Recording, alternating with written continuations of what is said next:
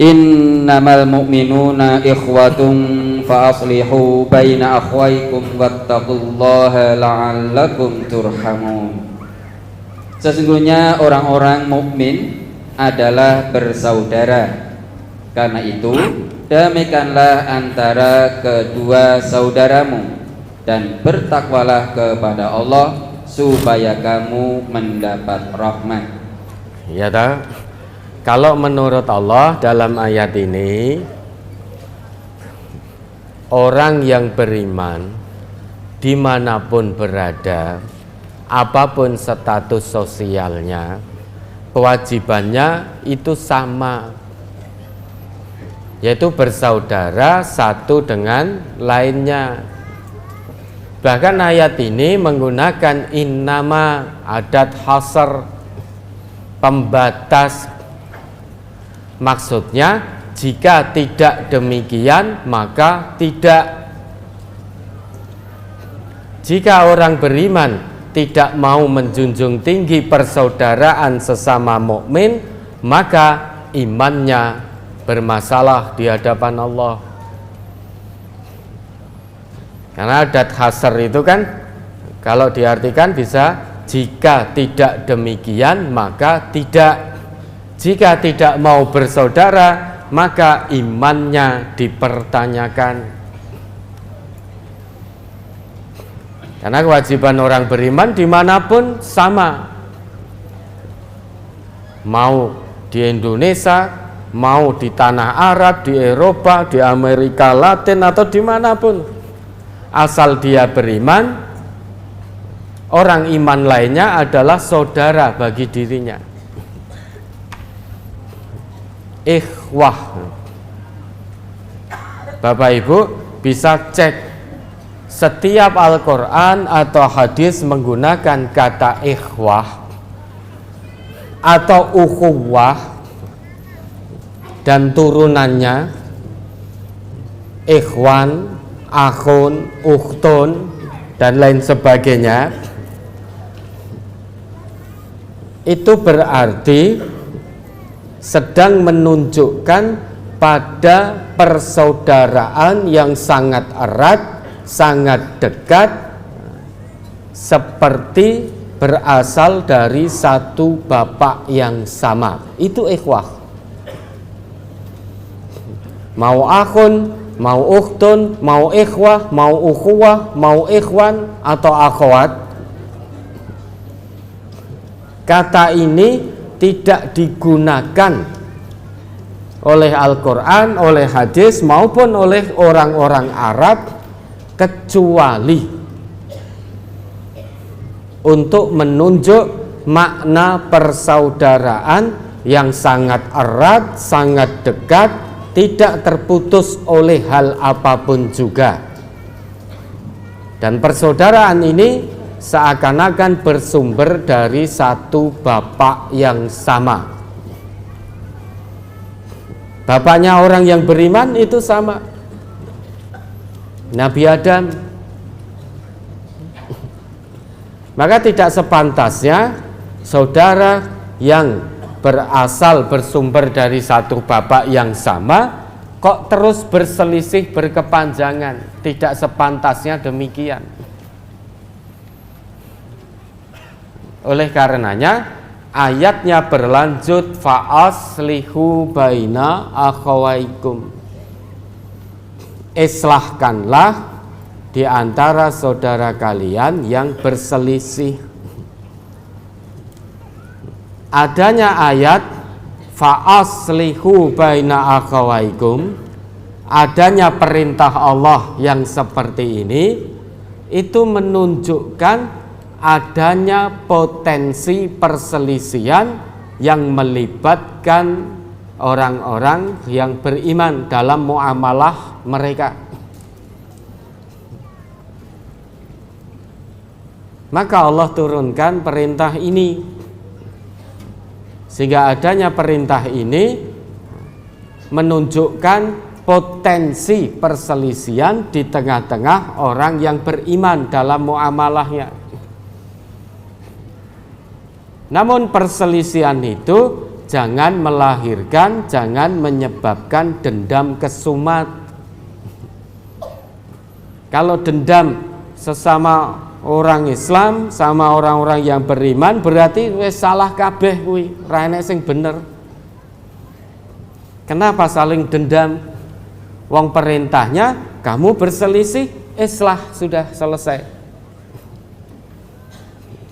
Maka pihak ketiga, orang iman yang lain segera melakukan islah, mengislahkan dua saudara muslimnya yang sedang berselisih.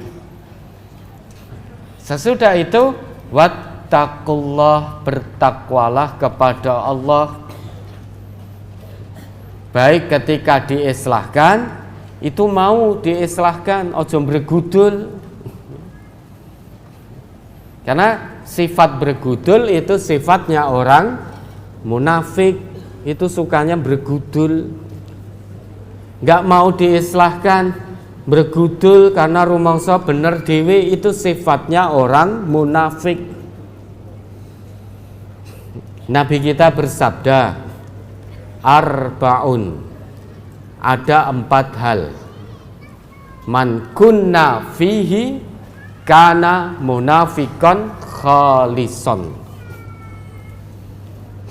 Jika 4 hal itu ada pada seseorang, maka sungguh dia seorang munafik tulen, munafik yang sebenarnya. Wa in kanat fihi khaslatun minhunna kanat fihi khaslatun minan nifaq hatta yada'aha. Bagaimana kalau adanya hanya satu saja dari 4 ciri kemunafikan, yang ada pada seseorang hanya 1 ciri saja? Kalau adanya hanya 1 ciri, berarti 1 ciri kemunafikan itu ada pada dirinya sampai dia tinggalkan ciri kemunafikan itu, sehingga tidak ada satupun ciri kemunafikan yang melekat pada dirinya. Yang pertama, idza tumina khona, jika diberi amanah khianat, apapun amanahnya dia khianat terhadap amanah itu. Mau amanah jabatan, pangkat, kekayaan, atau amanah apapun, dia khianat. Ini salah satu ciri kemunafikan. Wa idza haddatsa kadzaba, jika bicara bohong, jika bicara dusta, tidak jujur. Maka kalau kita bicara kok terkadang suka bohong, berarti ada sifat kemunafikan dalam diri kita. Karena orang yang beriman itu tidak berbicara bohong, bicaranya jujur. Itu ciri lesannya orang yang beriman. Kalau bicara bohong, itu lesannya orang munafik.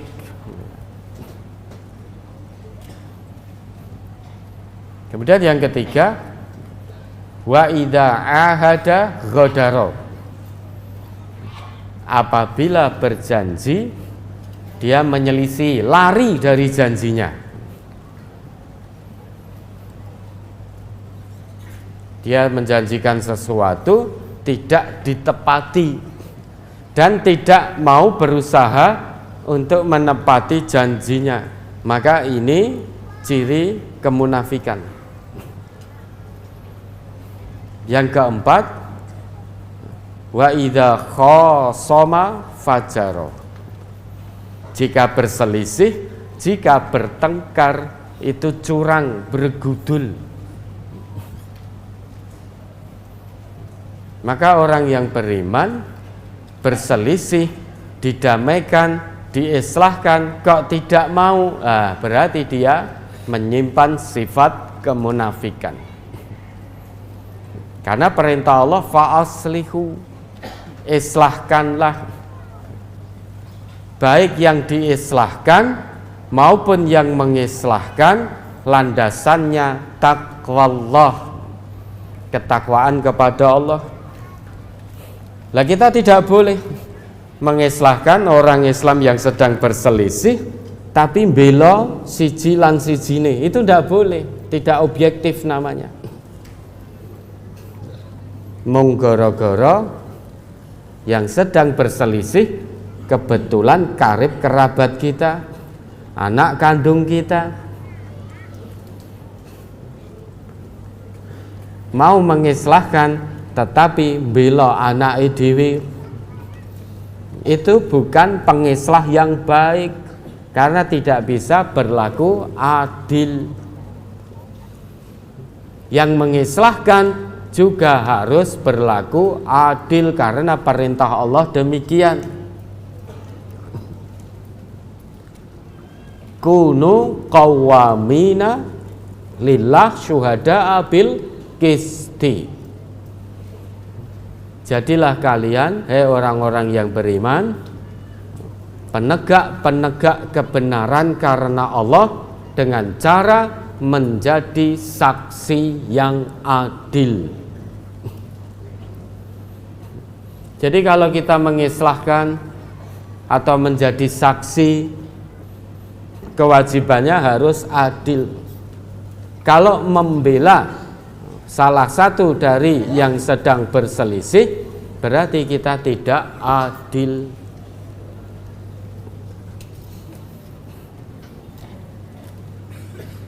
Ini tanda keimanan seseorang di hadapan Allah, menjunjung tinggi persaudaraan.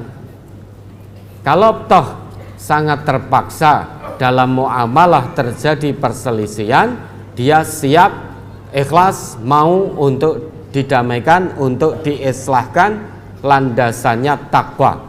Kalau ini bisa dilakukan, la'allakum turhamun, rahmat Allah, kasih sayang Allah, taufik Allah akan turun untuk kita. Tapi kalau tidak mau diislahkan, tetap bergudul, jangan harap mendapat rahmat dari Allah, jangan harap mendapat taufik dari Allah.